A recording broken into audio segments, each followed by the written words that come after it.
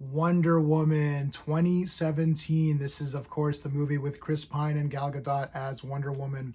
We're going to talk about this using my space system. Every category in the space system gets a score between 0 and 2. 2 is the best you can get in any category. If I thought the story was garbage, I'd give it a 0. If I thought it was meh, it's a 0.5. If I thought it was good, it's a 1. A really good is a 1.5, and an amazing is a 2 out of 2, and that's how it works for every category. You get a score out of 10. I want to start off by saying Wonder Woman is my second favorite character of all time, but Batman is there too. Batman and Wonder Woman kind of flip-flop. They're both kind of equal. If I'm forced to choose, I tend to sometimes go with Wonder Woman because I think more people like Batman. So just to kind of give Wonder Woman a little bit of a push. Superman, of course, is my number one favorite character of all time, so no one's touching that. And just like Superman, Christopher Reeve is Superman in my eyes, the live-action interpretation of him. And Linda Carter is Wonder Woman in my eyes as well. When Gal Gadot was cast, I thought she was too skinny, and I'm not sure. That's my response. Turns out I absolutely loved her in this role. She is my favorite character, easy, in the DCEU. Is that what it was called? The Zack Snyder universe stuff, Snyderverse. She's clearly the best character. Like, no question. Like, the second best character is nobody. There's Wonder Woman, and there's the other actors who are playing characters. She is clearly the best. She was in the Batman versus Superman, which I've seen only once. I do own it. I haven't watched the extended version, but no. I'm sure Wonder Woman was cool in it, I think, but this first movie, this is where really we're getting some awesome stuff. So for the storyline, I'm giving it a 2 out of 2. You get the Paradise Island stuff, and it's updated. They took a little bit from a bunch of things. So there's the post-crisis Wonder Woman, where, took a little bit of that. Ares, of course, is your main bad guy in this story. The Amazons are a little bit more competitive and fierce, more so than you would have seen in the Linda Carter pilot TV episode, more so than what you would have seen in those Golden Age appearances.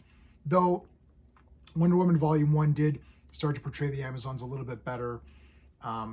What's my favorite interpretation? I don't know. I kind of like that they're on Paradise Island. There's not war or anger or hatred. So they're relaxed. They're more laid back, right? Sort of like we're constantly on vacation. But they aren't Amazons, so I kind of do like the warrior style, where they're training to fight, bow, arrow, sword, shield, wrestling. So I don't know. It may be somewhere in between. Maybe this movie went too hardcore into the fighting. But I can't deny how awesome it was to see the Amazons fight the Germans. Now, this is World War I. So my comic book brain is like, oh, but it's supposed to be World War II. And then I start getting all weirded out. And I'm like, oh, this isn't, I don't know why they decided to go with World War I. I guess because Captain America was out and they thought it was going to be a comparison. It's just weird. But given that it's World War I, given that we're changing, we're taking multiple different kind of storylines and putting them together for the origin, we've got, it's a darker tone as well, I guess, a little bit. It was all still done very well. I totally bought into the relationship with Steve and Diana. And I'll get to the characters, but like the way Ares was going around manipulating the humans, he wasn't causing the war, but he was sort of egging it on and just doing little things and to kind of guide humanity a little bit, but ultimately it was our decision. I like that concept because Wonder Woman believes that, Ares is causing these wars, so if I kill Ares, it's over. But it's not really over because, man is still causing the wars, right? I like that. I like that part of it. So I'm giving it a 2 out of 2 for the storyline. For the pacing, I'm also going to give it a 2 out of 2, though I could go 1.75 if I was doing 7.5s. It's just a little bit too long, just a smidge. Anytime a movie's over 2 hours, I get nervous. I'm like, why is this over 2 hours? What is happening? So I was not bored. Great action in this. So absolutely, for sure, not bored. 2 out of 2 for the pacing. It's a great movie. Artistry, toughest category for me in this. It's very easy to say 2 out of 2. The music is bloody awesome. She's the only one that has a theme that has any kind of, like memorable, like hum to it. I can hum the theme. My wife can hum it, and and I mean, when she comes out of the trench there in the no man's land, and she's like, oh man, that entire thing was bloody awesome. The fights are good. Everything looks fantastic. I'm going to give it 1.5 out of 2. And the only reason is that I just wish it wasn't muted as much as it was. Like, I know it's World War I and it's dingy and it's kind of crummy, but I wish it was a little bit brighter. I wish her costume was a bit more brighter. I don't like this. This is a Zack Snyder tarnished kind of costume. I don't like that at all. I really prefer the 1984 Wonder Woman 84 costume way more bright, colorful. It's the 80s. We'll get to that movie. I will review that as well. Oh man, I'm so close to just giving it a 2, but I can't. I can't because of that one reason. I just wish it would look a little bit brighter at times, and her costume would be a little bit better. But everything else is great.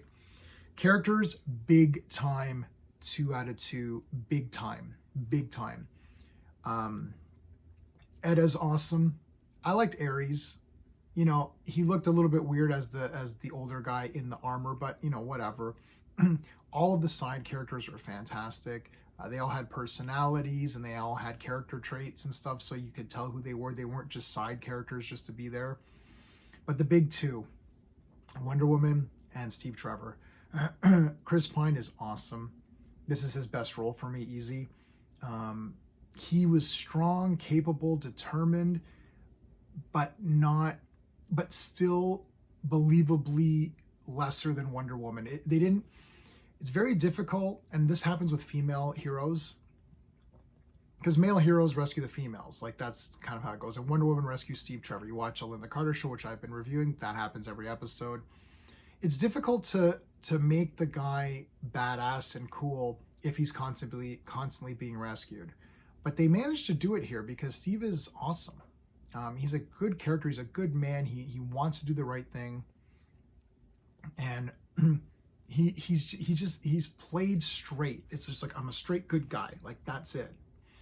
And I like that. There's like earnestness. There's like, there's truth to him. Love the performance. Yeah, he's great. And Gal Gadot to me is bloody awesome. Her passion for the character here and how much of herself she puts into it is so good. I mean, even the little girl Wonder Woman could be my favorite DCEU character. She is like, yeah, I want to fight and help people and all that. Great. Watch this movie and put it up against Man of Steel to show you how to build a hero. Someone that you trust and care about and want to root for. That's Wonder Woman. It doesn't happen in Man of Steel at all. I'm not going to review that movie. I don't like that movie. This is the proper way to build a hero. As a little girl, she's amazing. She wants to help and fight and learn to be the best that she can be.